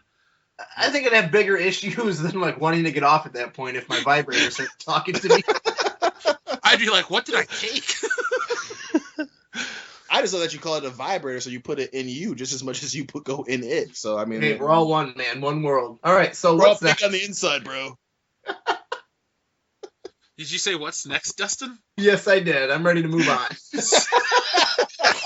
He's been out, but we'll play along. He's got a vibrator waiting for him. That's like buzz, motherfucker. Well, Saturday is SJWarfare. I thought our discussion on rape or not was pretty much going to cover that shit, but it feels like it kind of did. Pretty much the stance on our channel is, look, if in real life equality's great, if you're gay, straight, black, white, or any other color in between, cool. Go live your life, be happy, make yourself successful. But the way Hollywood shoehorns this shit in, I have a problem. And Hollywood's a faceless organization, so I can attack Hollywood and not attack a person. So we're not hateful guys on World Class Bullshitters or here in Future Pop. We're just tired of their bullshit, and we're going to fight back. We hate stupidity. We do. And that's why some guys aren't on the show today. No, but Dustin, you had a great article that would cover SJW Saturday Warfare, or excuse me, Saturday SJW Warfare. Would you please tell the listeners? Yeah, so last Thursday, came across an article, and it was about, I'm going to just simplify. In Georgia, they're going to pass what they're calling a religious freedom bill, where they're going to say if you're a business owner, you have the right, out of any principle that you want, to refuse service to anyone for any reason, right? And now Disney and other film companies that shoot stuff in Georgia, Ant-Man was filmed in Georgia, Ant-Man 2, whatever, they're going, well, if this passes, we're not going to make films there anymore. We're going to pull out because that's the right thing to do. And they're calling it an anti-gay bill instead of a religious freedom bill. And I guess let's talk about it. What do you guys think on a philosophical, fundamental level? I think it's terrible. Well, okay, you should have the right to freedom of religion, but basically you can use that to justify anything. That's not cool. That's not safe. So you're agreeing with Disney then? Well, in a way, but like what? I don't think a corporation needs to have political influence at anything. Excuse me. Corporations need to stay out of politics. Just worry about making money. Don't worry about making the world a better place. Just make money. So I'm at a crossroads. I don't support this anti-gay bill is what they call it. So this freedom of religion thing. But at the same time, I'm like, who is Disney to make this call? Like, Disney, go make your merchandise. Go sell some Star Wars dolls to some idiots. Don't fucking worry about what other states are doing. If it's wrong, whatever. But don't make a big stink out of it. Dion and Dan? I mean, I'm not for Disney not filming in Georgia. I mean, I don't agree with that, but on the other hand, I'm always opposed to any type of law being passed on a religious basis. And as far as that's being concerned, I definitely am with Jeff as far as like I don't think that they should pass. I don't think that's a good law because it's so general. You could say because of my religion, I don't want blah blah blah blah blah to be here. And that's the dangerous part for me. But yeah, I don't. Disney not filming. I mean, it's just a slippery slope when businesses start getting involved in shit like that. You filming in Georgia is not necessarily condoning this bill. You can still employ people who are homosexual or whatnot. I'm against the bill. I'm against Disney pulling out of Georgia. It's just one of those things where I'm just like, I don't know. I gotta sit and think about my overall thing. What do you got, Dan? I'm kind of on the fence with these two because I'm not pro Disney. Disney is everything wrong with some places, but I am not for this bill either. It's too much. You can just do too much both ways with this. There's way too much going on. So, Jeff, you kind of surprised me because from all of our economic talks, I thought you were pretty much a laissez-faire, free market guy. And essentially, this bill would be giving more rights to businesses to make decisions without government intervention. So it surprises me a little bit that you're on the other side of that. Well, I'm all about that when it comes to finances. Like I said in the beginning, I'm all for everyone having a fair shake on who you are. It's not really. You should be judged on your credentials and your abilities and your skills, not if you're gay, if you're a woman, if you're black, if you're white. So that's kind of where I have trouble sticking with my normal stance. But shouldn't a business have the right, like if let's say there is a gay person that's like the best in his field, if a business doesn't want to hire him because he's gay, isn't that just them missing out? Yeah, but I think my problem is you're giving an ungodly amount of power because you can interpret religion any way you want. You can use the excuse, oh, that's how I see the Bible, or the Bible says this to me, or all this stuff, and you're just really going to you're basically giving an excuse for hatred, and you're just going to protect yourself in a political and religious blanket. I don't know. It just seems like anytime the government tells you that you have to provide services to everybody, or you have to do this or that, like that's. Well, I'm not saying that, but you don't need to. Overt and covert racism both suck, but if you don't hire Dion for the sheriff's job because he's a black dude, don't say, oh, I have the power to do that, because the people that are going to be qualified for said job are going to be intelligent enough to move somewhere else. They're not going to sit around and bitch till they're not going to take you to court like, you didn't hire me because I'm black, and then basically it's just going to give you an excuse like, yeah, it is, I didn't hire you because you're black. Tough shit. And that's just weird, the business doesn't have to. I don't want quotas. Like in college, I don't like quotas. I thought that was dumb because you just get a bunch of stupid people wasting resources and sucking up time and shit, I got fucked around with college debt because of the bullshit at Michigan State. Oh, we want, this international appeal, so we need so-and-so, but you're only from a state away, so you have to pay extra dollars. I'm all for, I'm all against quota shit, but I don't know, just to attack someone because you have the power to? I don't like that. Let's say that you have a business. Okay. And a drunk driver kills your mom. Okay.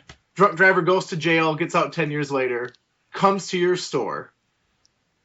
You don't think that you should have the right to deny him service? Well, the thing is, that's not what the bill's. That's not what the bill. Listen, before you jump in, I'm establishing that the basic principle is the same. I'm saying, as a business, if there is any reason, personal, philosophical, religious, that you don't want to exchange goods and services, I fundamentally believe you shouldn't be forced to. I'm using this example to show you that in a different case where you're denying somebody's service, shouldn't that same principle carry throughout? But that already exists. I mean, all businesses, every place I've worked for, and even myself, everyone reserves the right to deny you business if they see fit, and there's nothing they can really do about it. I don't. So this bill is inconsequential because it already exists where you can do what you want. Pretty much. I just think I guess my bigger problem is why is Disney involved. Realistically, if anyone had, okay, Dion, if I were to say to you, oh, it's because you fucking like RoboCop that I will never sell you a print of mine at a convention, what the fuck are you going to do about it, realistically? You going to take me to court? No, that's a waste of time and money. You're just going to go somewhere else. So, I mean, Dustin, you pretty much hit the nail on the head with it's inconsequential, but I just don't like that Disney's getting involved. Like, Disney, stay the fuck out of politics. You know, stop. Oh, we can agree with that. I think Disney is a fucking just a terrible corporation that makes some of my favorite things. But the thing is, at the same time, for me, they're ruining all my favorite things. Yeah, the Marvel movies are great, but even prior to Disney buying Marvel, those movies were solid. I mean, Iron Man, you could argue is the best one of all of them, and that's before the Disney buyout. You like Star Wars? I don't. They ruined it. I'm done with Star Wars. They're going to fuck Indiana Jones in the ass one more time. I don't read Marvel comics anymore because they're stupid. It's all about, you know, political equality and a political agenda. We have to have, you know, so many white characters that can only be, they can't be the main heroes. The black and the minorities have to be all these heroes and shit. It's stupid. Fuck Disney. They're ruining entertainment for me. And people are buying into it and thinking it's okay.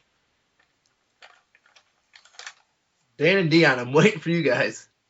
I mean, going back to your point about the law, you know, these specific law, you know, things like the Civil Rights Act, you know, it's protecting people from getting refused service based on something they cannot control. You killing someone as a drunk driver, you made the horrible choice to drink and drive.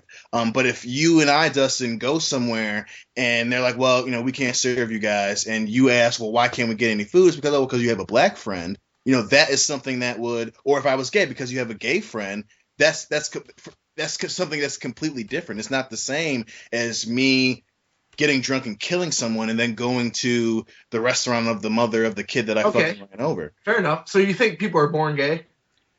I mean, if we're gonna get into the weeds, I do. I don't think it's a choice. You don't choose to. Okay. Be gay. Do you think pedophiles choose to be pedophiles?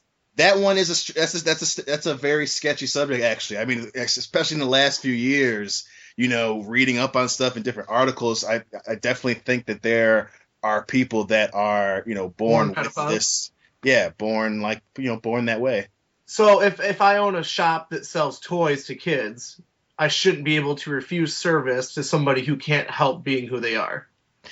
It's different because pedophilia. Everything's different when it comes. It is because pedophiles are a danger to children. Children, it's not. The bad thing about pedophilia is it's not about this child making an informed decision of being with this adult. It's a person preying on someone who's not aware or at the time capable of making that decision. That's the difference between someone who's a pedophile and going to a toy shop or owning a toy shop specifically to get children in there, and someone that's gay that's going to get a turkey club.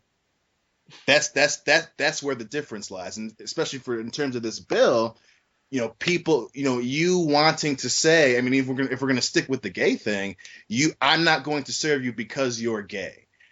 Them being gay is not going to personally endanger you. It doesn't affect your bottom line. You're not going to make more or less with your business because of this gay person. That's the difference. So you think the government should be able to tell businesses what to do? I think that the government should at least be able to say, you cannot, ethically speaking, you can't fucking discriminate. I mean, you know, people, especially in certain areas of where people grow up, they're not going to make the ethical decision all the time. And if you are a business, you know, that's not ethical. That's not, you know, what a lot of people would call right. So who gets to decide what's right and wrong, what's ethical and moral? That's the trick of being human, man. It's fucking tough to make. You think that's the government's job to tell people what's right or wrong?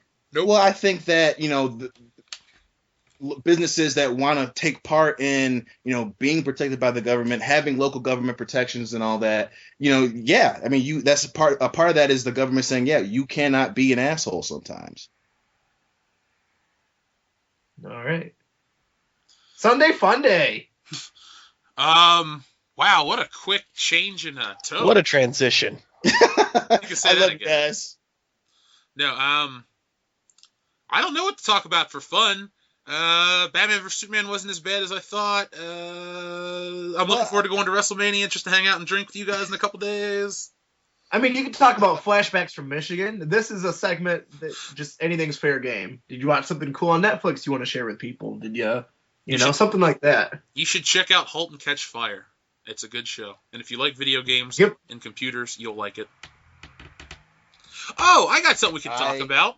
Is that on Netflix? It's on Netflix. Sweet. Daredevil. Let's talk about Daredevil. We all watched it or watched parts of it. Okay. I love it. I started last night on season 2. Yeah. Season 2. Oh, I thought someone else was saying something. Started on season 2. Floggy annoys the piss out of me, and he might be the reason I don't watch it anymore. Oh, you're missing out, man. I think you got to go back and check out because you're how many episodes into season 2? Just 2. Okay, yeah, the Punisher's going to be in like 2 more, and then he's going to be gone for a while. So you pretty much got to see the Punisher do everything except, I don't know, shoot a couple more people. You definitely want to go watch the first season so you can see how the character of Daredevil evolves, because he becomes so focused on being Daredevil and kind of throws away his Matt Murdock life. And in the first season, it's not like that. So it's cool to see that evolution. Karen Page is actually interesting, and she's not just a junkie hoe bag who gets AIDS. That actually happens in the books. Kevin Smith wrote it, so you know it's going to be terrible. Dion, you start and tell me what you think overall with the Daredevil show, and then we'll talk about season 2.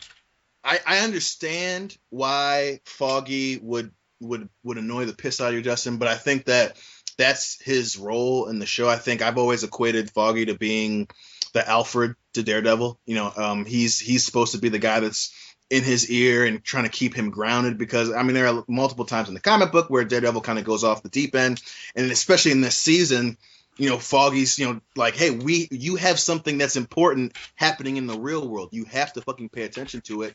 And at the same time, he's getting pulled in different directions with his bow and all that bullshit. But I like Foggy a lot. He does piss me off a lot too. Hillary and I got into a huge discussion about how I think that Foggy's wrong, but you know, that's over getting pissed at Matt for not being at the trial. Yeah, it brought out the best in Foggy. Right. That's not what pisses me off about Foggy. I don't mind the Alfred type character. I think Alfred is a very cool character when he has a certain personality, but Foggy's personality is what pisses me off. He always has the little zingers, the little one-liners, and then when it comes time, this pudgy little fucking redhead all of a sudden becomes this giant badass and backs down the DA and stuff like that. I'm like, this is a fucking ridiculous character. Now, if you watch the Jessica Jones show, it's cool to see all these lawyers cross paths. Because Dion, in the later episode, remember Trinity from The Matrix? Yeah. She pops up in Daredevil Season 2. Really? Is she one of the last episodes? Yeah, she offers Foggy a job. Oh, that's so awesome. So it's all... That's why I like Daredevil so much. It actually is a world-building show. It feels like the Marvel Universe is a place that I could go live. Mm-hmm. We're not worried about Tony Stark every 5 minutes. Do you have a favorite episode so far? Oh, yeah. I mean, the episode where they figure out that... because I don't want to give too much away for Justin, but when they figure out... They find the hole, and then they get attacked. That comes back. Yeah, that's one of probably my favorite episodes so far, because I just love the whole, you know, Daredevil Elektra thing going on. I'm enjoying the shit out of it. I just want to see where the Punisher fits into all this. You pretty much have. Oh, Dustin, what do you think of this Punisher? Is he your favorite? He's really cool. Unlike most people, I liked Warzone because of how violent it was and how dehumanized he felt. Like, I understood why he was doing the things he was doing, but he just didn't give a shit anymore. He just blasting heads off with shotguns. I like this one because he slaughters people. There's a lot of gore and violence. And then that scene in the pawn shop, he's walking away. He just bought the radio scanner, and the guy tries selling him kiddie porn, and he just turns around and just beats the guy to death with a baseball bat. I thought, that's cool, because that's how I like my heroes. I like my heroes to kill the bad guys and not let them live and keep getting out and all that stuff. I liked that scene a lot, too. Wait till he goes to a diner later on. Have you seen that episode yet, Dion? No, not yet. Okay. Well, there's a scene in a diner where you think he's going to flip over to being Frank Castle, a normal human being, and then shit happens, and he definitely goes full Punisher. And this isn't a spoiler, but he hits a dude with the back of a gun and splits the dude's face open. and it shows it. It's the goriest thing I've ever seen in a Marvel production. Which brings me to say, how do people on the internet justify calling Marvel kiddie? Like, there's nothing kiddie about, because the whole Marvel franchise is one franchise. It's not like when you have the cartoon version and the adult version and the kid-friendly movie version. Everything ties together. It's just like, It's like real life, you know? There are happier, brighter things, and there are dark, fucked up things. And Daredevil happens to take place in that dark, fucked up area. And it's fantastic. Well, even if they, because a lot of people online, Iron Man was very, family. I was like, no, he fucking burns dudes alive getting out of Afghanistan. Like, it's not like Marvel is all for kids all the time anyway. I mean, we just talked about how Ultron cuts a guy's fucking arm off and it's like, oh my God, I am so sorry. Like, he just cut off a dude's fucking arm. It's not as if this is a straight up Disney production. Thankfully. Right. Dustin, I'll tell you, we talked about the Daredevil costume a few episodes back. Yep. When it switches over to his new one, I like it just as much. That double chin thing and the stuff we were reading online, I don't see it, and I was paying close attention to his suit. Yeah, so at the end of the episode that I was watching is when he goes to his bald biker friend or whatever to have him repair it. Melvin? And so, what's that? His name's Melvin Potter. Okay. Yeah, he was setting up that he was going to make him a new mask, and I was excited because my problem with the mask that he starts this season off with is the eyes just look weird. Like, I'd almost rather have it where there's not even a bubble or anything for the eyes. Just go straight down. No opening. Well, what's going to happen is the new suit, it'll have, like, clear red lenses, and you can see his eyes move in it. So, I don't know how you feel about that. I think it looks cool. I like the cowl way more than in the first season because his helmet looked where it was just eye holes looked so silly to me. But I definitely, the new one's grown on me. I love the lenses, especially later on when he's fighting in the dark and you see the eyes. It's fucking cool. Because he can't let his opponents know that he's blind. Because the hand catches on later on in the season. Have you seen that episode yet, Dion? Yeah. Where he's like, don't listen to their weapons, track their heartbeats or whatever. Yeah, when he's freaking out, and he's like, I can't get a beat on him, and she's yeah. That was crazy. What do you think of Elektra? I was super fucking worried, but I think they've done a good job of not getting into like how she's can go toe to toe with Daredevil and blah blah blah. She's just she's fighting this war and she's a crazy person, and I really enjoy how they're going. I'm kind of disappointed they didn't go with a different take on the Elektra costume. It's just her and. No, they do. You gotta wait till the end. Oh, okay, good. It's good to hear. But yeah, I do like their take on her. She's fucking crazy. She fucking slits that guy's throat, and the blood flies in Matt's face, and she's like, "Do you still love me?" I'm like, "Yes." They didn't bang in this season, I don't think, which was cool. Yeah, because he was trying to still be, faithful to Karen. What'd you think of her becoming a news reporter? I thought that was a cool take. I still hate that they killed Ben Urich. That part. I get the flow of the show why they did it, but I love his character in the comics, so it really sucks what they did in that regard. But I thought it was cool that she becomes a reporter and gets his office. I was like, okay, I get where they're trying to be like the band splitting up. Dustin, you should watch the first season strictly for Ben Urich. He's a news reporter that used to have all these great expose pieces, and then he's kind of settled back into doing nothing, and then he gets one more. He does one more on the Kingpin, and it is awesome. That sounds cool. I'm always down for cool journalist characters. Yeah, for the most part, Hollywood treats them like scumbags. Ben Urich is a really noble dude. He might be like the coolest character in season 1, like overall, because he's a really cool dude. Even over the Kingpin? I think so, because especially like when he's juggling, and it's a very close race for the two of them. But when he's juggling his wife being in the hospital, and he's talking to Karen, he's just like, you don't know what you're getting into. Do this, and then he breaks into her apartment. Like, you wouldn't assume that old dude would be able to do that. He's like, I told you to fucking be careful. And I love it. Does his wife has Alzheimer's? Yeah. Okay. Yeah. I thought something was wrong with her where she's always in the hospital. Not like because they can't afford it. So it was sad. Right. It was great tragic drama. Great show. I really wish season 3 was available to watch right now. I know.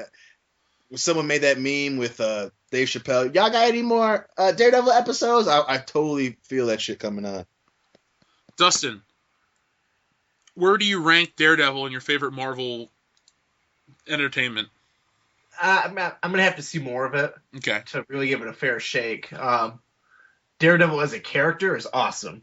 Like you put it 2 weeks ago on the podcast. He's Marvel's Batman, and I definitely saw that last night watching season 2. And I like how he's committed to his character. He doesn't slow down for anything.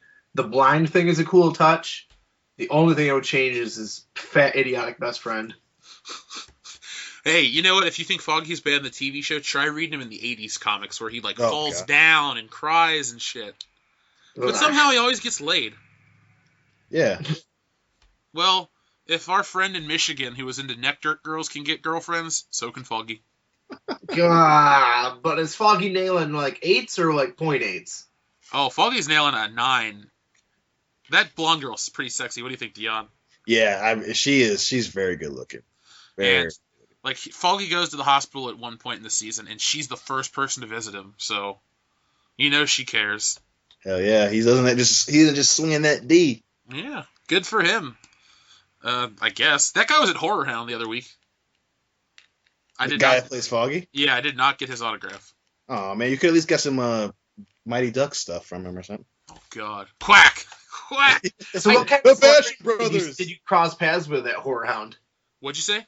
What kind of celebrities did you cross paths with at Horror Hound? I saw the Jason guys. I mean, it's like going to Walmart and seeing the greeter. At this point, they're at every show, so who gives a shit if you played Jason in part 7, 8, 9, and Jason X? It's like, okay, well, I've met you 12 other times. Hatter seems like a cool dude. I met China. She was cool. Did I tell you about what happened with China, Dion? No. So I took a drawing of China I did to her. She liked it. She put me on her Twitter. She asked me to autograph it to her. That was cool. Nice. And then Legion of Doom. Not Legion of Doom. Demolition. Sorry. Demolition. Same tag team. Some guys are like, you should give your print to them. So I did, or Dan did, and then Dan's like, you need to go talk to them. They want to use my design on their T-shirt. And they gave me free autographs. So I'm going to have my artwork on some officially licensed demolition work. Awesome. That's awesome. Yeah, I need to email those guys today. Take care of all that business. But that was, we didn't go to any of the parties because I was just worn out. I don't know why I was so tired this weekend. But I was, and I didn't party. So I have to make up for it at WrestleMania. Deal. Any hot girls Damn walking it. around? So, okay. Horror Hound has a lot of, I don't want to use the, okay, fine. They're like 6s or 7s. They dress scantily clad, but they're not, they shouldn't. Some people shouldn't, This one lady had a body stocking on, and I think I could see her cooch, hanging out the side, which was cool because she looked good overall. Remember that one I'm talking about, Dan, where the kid was standing in front of her ass the whole time? Yep, I remember. That was cool, and then you had some girls that were dressed up like Harley Quinn and their asses were hanging out, but they weren't Comic-Con asses, if that makes sense. If we went to San Diego Comic-Con and saw this shit, we would be like, oh my God. At Horror Hound, you're like, okay, that's cool. Horror Hound, you're either that looks good or you need to wear more. Yeah, or it's like, oh, I could tap that, no big deal.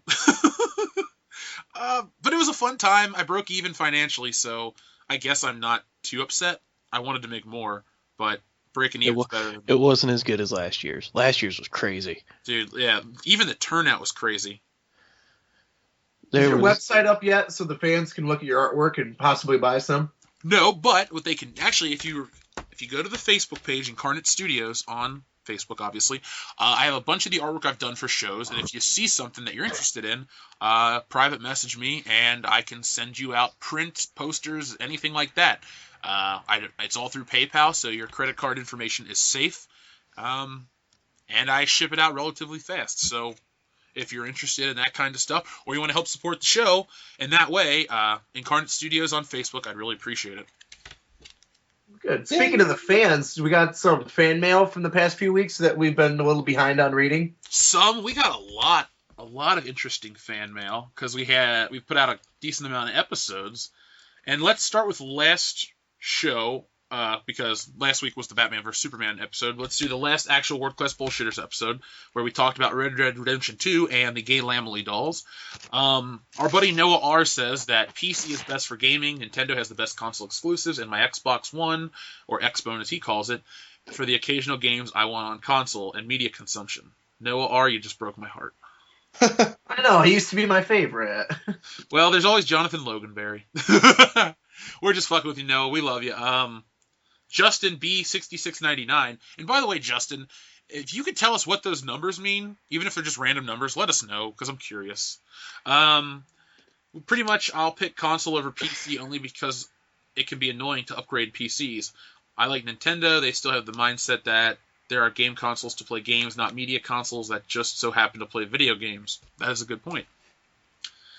And then Justin also comments on our video again, thank you, that the debate itself was worth it, where we actually just screamed at each other over Batman and Superman. And I'm glad that my thing on the triggering got some laughs.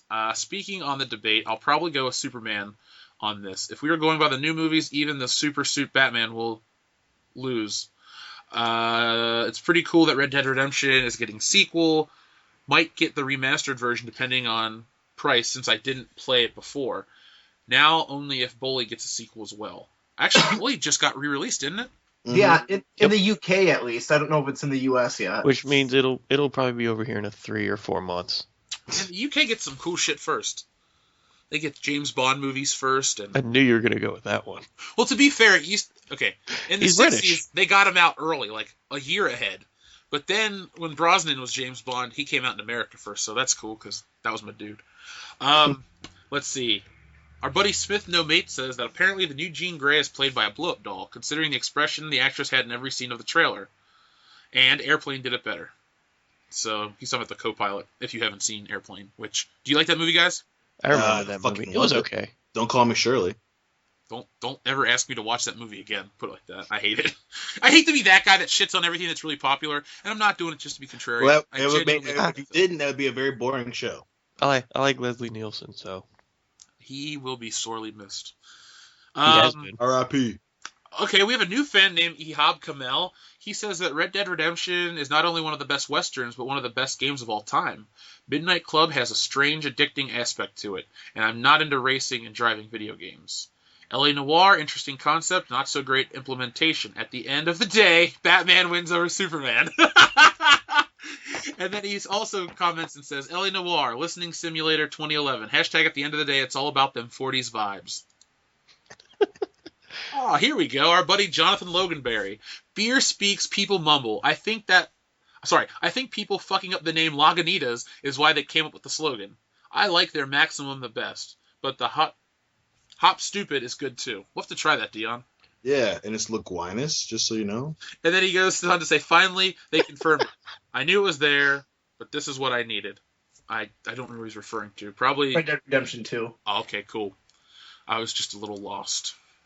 Too many Lagunitas. Last week on our Batman vs. Superman interview, our good buddy straight white Christian male commented and said, love you guys so much. My dad has a Superman fetish and called me up to see this with him and my brother.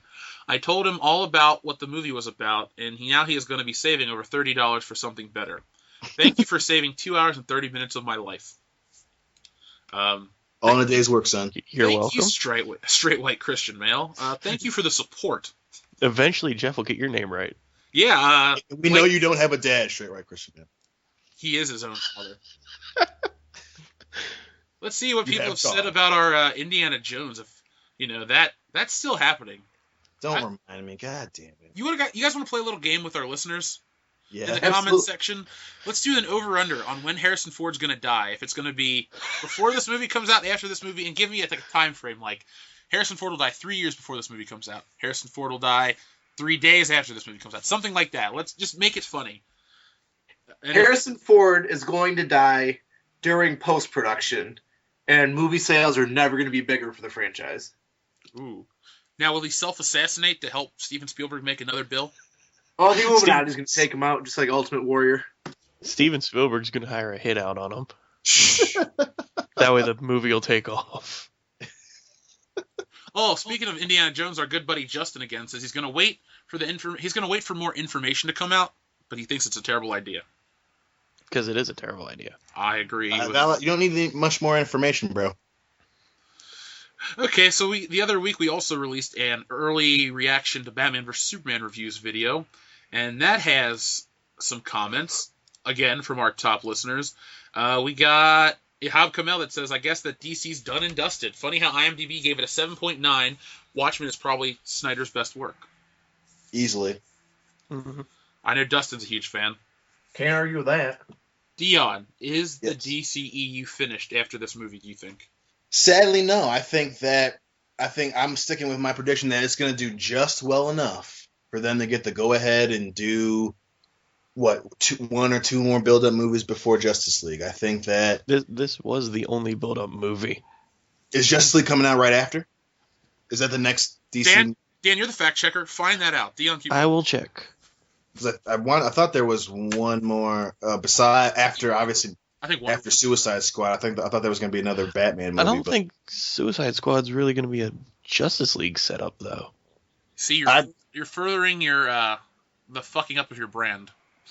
Because if not everything builds up towards the Justice League, it's like, well, no, this doesn't matter. This one doesn't matter. It's like, what? What matters? And it was just so shoehorned into Batman vs Superman.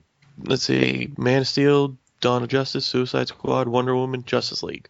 So we just have Wonder Woman and yeah, it's really just Wonder Woman. In the 1900s. Yeah.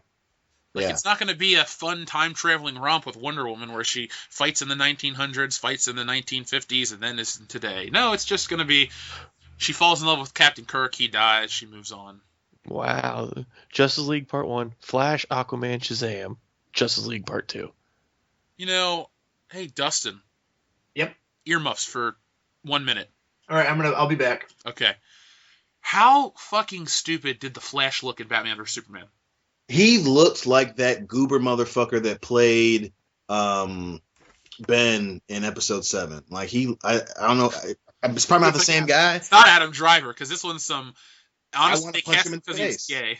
I want to hit him. I want to fucking hit him. And then just like the whole, they just forced it in there. It didn't even make sense. Like, why are you gonna send these motherfuckers' identities using your real fucking name, Bruce? And why did Bruce Wayne have a dream about the Flash going, "It's you, it's Lois, it's something"? I'm like, what? That was so fucking like, and I thought they were just referencing, not Gods Among Us, but the others. Was like Earth 3 or whatever. That's where how Crisis on Infinite Earth starts. Batman stops the Joker, and then the Flash appears in a dream. But Batman and the Flash knew each other, so why does the Flash appearing make sense to Batman in a dream? Oh my god, like, what the fuck, man? What the fuck? It just was so shoehorned. A lot of that movie was shoehorned and rushed. Oh my god, that whole Justice League computer scene and Lex Luthor and the way the fight ended. Why does he even have it? Yeah, and why did the fight scene end with him going, "Martha, my mom's name is Martha too. Let's be friends. Let's be super friends." It's so fucking weird. I hate when he saves Superman's mom. He's like, "I'm a friend of your son." No, you just fucking tried to kill my son. I mean, at least they tried to put jokes, and she's like, "I can tell it's the cape." That was kind of funny. That was kind of funny, but yeah, that was good. Well, plus, like, the one thing I hated too was, like, you know what? Not only was the fight very anticlimactic, but it was like all Superman had to say was, "They have my mom," and then Batman would be like, "Okay, cool, let's go get the bitch." But no, they got to start fighting. I'm just like, if I ever meet the asshole who came up with this ad campaign for this movie, I'm gonna kick him right in the fucking stomach. Like, it was so dumb. Like, you have to listen to me, Bruce. Just fucking say that they have your mom. Just fucking say it. Yeah, the ending was garbage. And that whole fucking kryptonite spear and Doomsday. How retarded was Doomsday? Don't even get me started. Why was that in this movie, dude? He looked like Clayface. Hey, Dion, you've seen the Goonies a bunch, right? And I that was the one thing that when we had the reaction to the first trailer that I kind of defended. I was like, I didn't look that bad. He looked fucking horrible. They shouldn't have put him in the trailers at all. Just had him show up at the end. And it would have been like, ooh. At least then it would have been a surprise. And it was retarded when General Zod, when Jesse Eisenberg put blood on his General Zod's face and then put him in that water and he turns into Doomsday in that amniotic sac. Yeah. Like, come on. And then the death of Superman was stupid. Well, oh my god, like, why even reference that right now? That should have been the ending. If you're smart, that could be the ending to fucking Justice League Part 1. Everyone thinks that he's fucking dead. And then that's gonna be how they end every movie now. Superman dies, and it's like, oh, Superman died again. LOL. And then the ending is just Bruce and fucking Diana fucking on his grave. I would watch that movie. Is there a cum shot, or is it she just take it internally? Right on the lasso of truth, man. Right when he finishes, Batman punches her in the face. He's like, "Sorry, it's out of habit." Did stealing my drive, bitch? Did people in your theater cheer for when Wonder Woman appeared? A few did. It was funny because I went with my sister, and she was just like, she kept yelling, "What the fuck is Wonder Woman doing? What the fuck is she doing?" So when she finally showed up, my sister just goes, "What? About fucking time," and everyone started laughing. You know what pissed me off is like Wonder Woman's on that airplane watching the news, mm-hmm. and then she goes home and looks up shit on her computer, and then she goes to fight. Because, saving everybody is not very important. I gotta take a hot shower first. The whole timing for the characters is fucking dumb. Like, everything about this movie was just done poorly. Even when he goes and saves Lois the fucking umpteenth time, and he literally is still talking to Lois, and he looks, and it's just Doomsday beating the shit out of Wonder Woman, and he's like, "I love you," and I had to audibly say, I was like, "Oh my god, fucking talk about this after the fight," and people started laughing, and then one girl's like, "Well, let them be in love." I'm like, people are getting their asses kicked right now. Go fucking save the day. I loved Batman during that entire fight where when Doomsday looks at him, he just like, "Nah, fuck this, I'm out, getting away from me." And it was funny when Doomsday crashes the Batwing and he goes, "Oh shit!" Like that was actually shit. We laughed. We didn't cry. We kissed $33 goodbye. In 3 hours. Yeah. Do you guys have anything else you want to say about Batman vs Superman?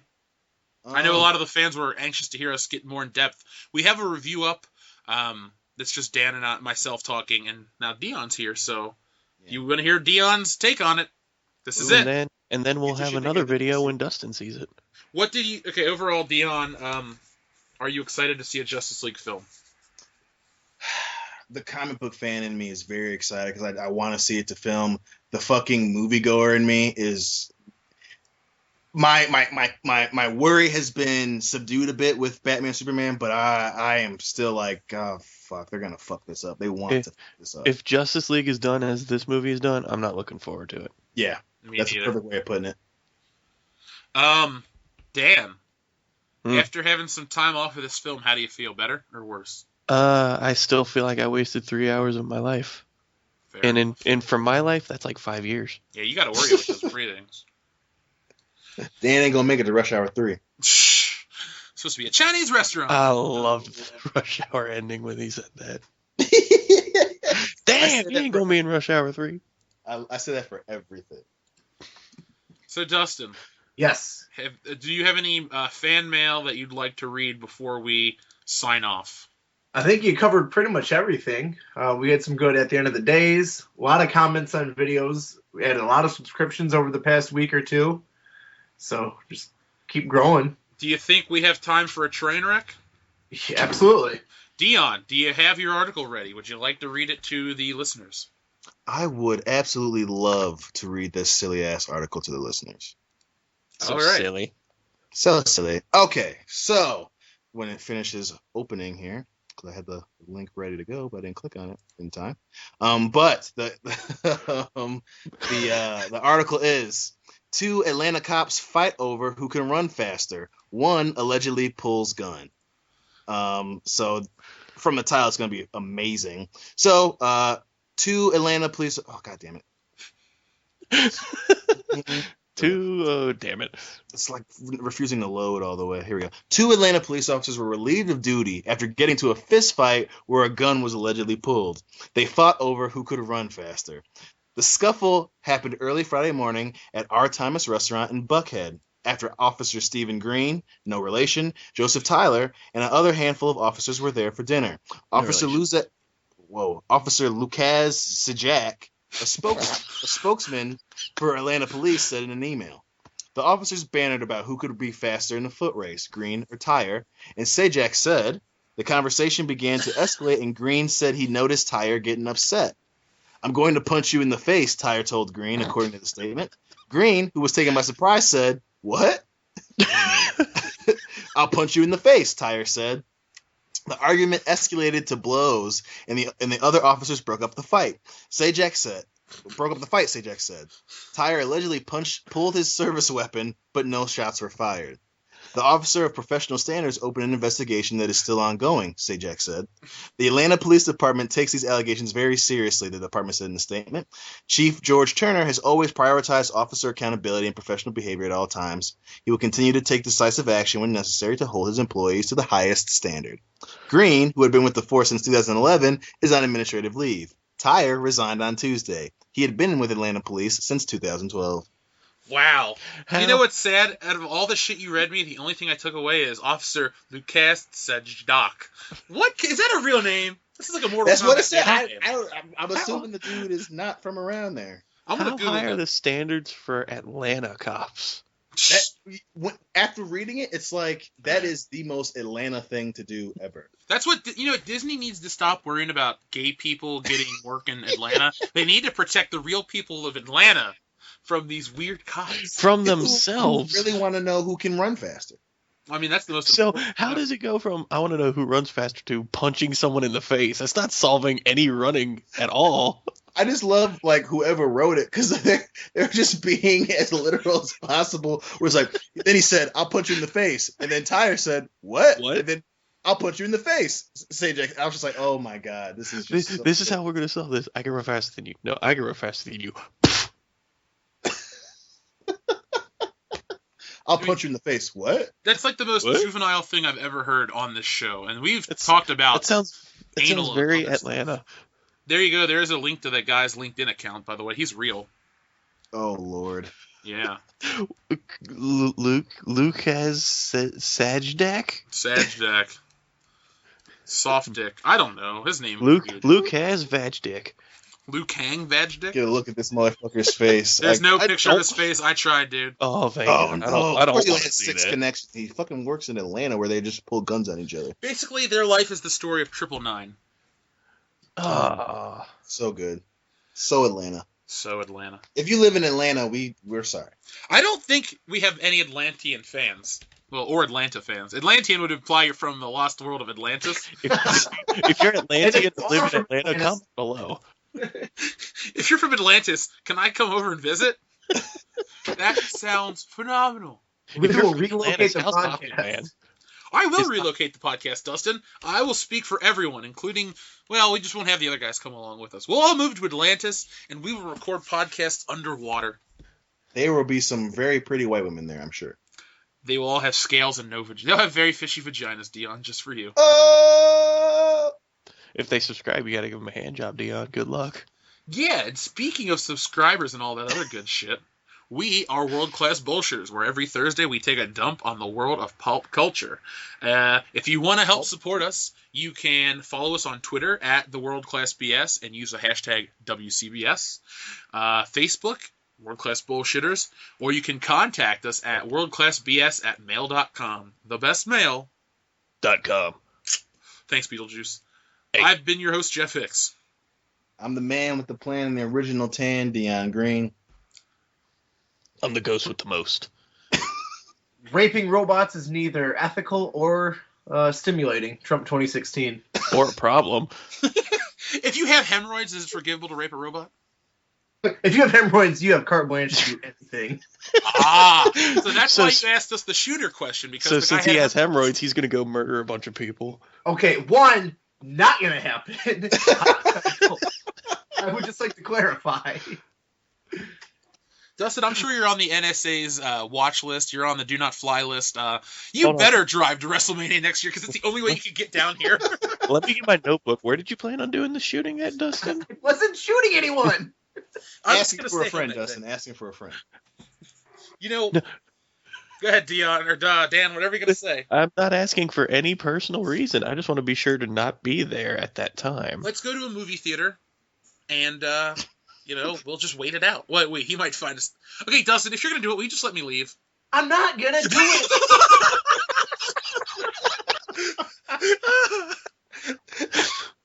Oh, man. They found the manifesto in his old car. He's a lone gunman. He was crazy all along. This one's for Eric and the other kid from Columbine. Those were my uncles. Instead of a Marilyn Manson album, they'll find like a Michael Bolton album. Blame that motherfucker for something. Video games make people violent. No, hemorrhoids make people violent. Hemorrhoids and a lot of porn. You had one of those motherfuckers? Oh, thankfully not. My ass itched once, and it just turns out I ate too much sugar, but that's about it. No, but if you're gonna go out in style, make sure you have a copy of like Animal Crossing and My Little Pony and just really weird shit, and like write the ponies made me do it and all this other crazy shit. So that way we can ban crappy entertainment. I had a friend from elementary school, and we kind of drifted apart through high school. So as a prank, I always told myself that if I committed suicide or did a mass shooting, in my note I would blame him for it. Dustin, blame a guy named Eddie Cable. Oh my god, I know you'd never do anything like that, but I want you to do something fucked up just to blame your friend from grade school. Oh, it's definitely going to be suicide at some point, never a mass shooting. Okay, cool. That's good to know, I guess. If you're gonna kill yourself, wait until after WrestleMania 33. Like, why not do it at WrestleMania 33 and make yourself famous? Jesus. You're just gonna run down during the John Cena match and just pull the trigger. If you're gonna do it in the ring. Like, let the world see it. If Cena wins, I kill myself. You really do? Can I ask one favor? Can you take Michael Cole with you? I'm not killing anyone. I'm not a murderer. I didn't say. Okay, can you shoot him in the dick? Yes. Okay, cool. I can guarantee I will shoot. No, I can't even say that on the radio without going to jail. You will shoot yourself in the foot. Well, you could shoot him with not a gun. You could shoot him with semen. There you go. Just ejaculate into Michael Cole's face and then kill yourself. Isn't that called sharking? You just run up and jizz on a girl on a park bench? Yeah, it's a Japanese thing. I love that he knows exactly what it is. I know that he still asks, like, isn't that sharking? You know that it's sharking. Well, we used to. So did you guys. Yeah, I knew. We used to live in the same dorm. We used to watch some weird shit, remember? Especially all the shit we found on Chat Roulette. I miss Chat Roulette. You know what? We could do a Chat Roulette podcast. Oh, yeah. Oh, shit. Where we just record ourselves watching Chat Roulette and we describe what we see. Dan, you got to keep a dick counter. Damn it, why do I have to keep that? Because you're the fact checker producer. So I'm going to be like, all right, Dan, that's another penis. Tally it up. Ding. Get it, Tally?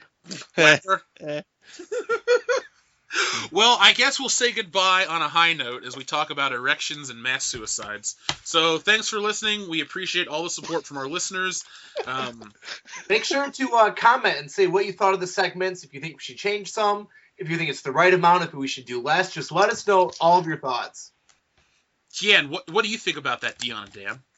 I like it. I think that's a phenomenal idea, Captain Hemorrhoid. All right, well, at the end of the day, we are world-class bullshitters, and we will catch you next week. Thank you. Bye, America.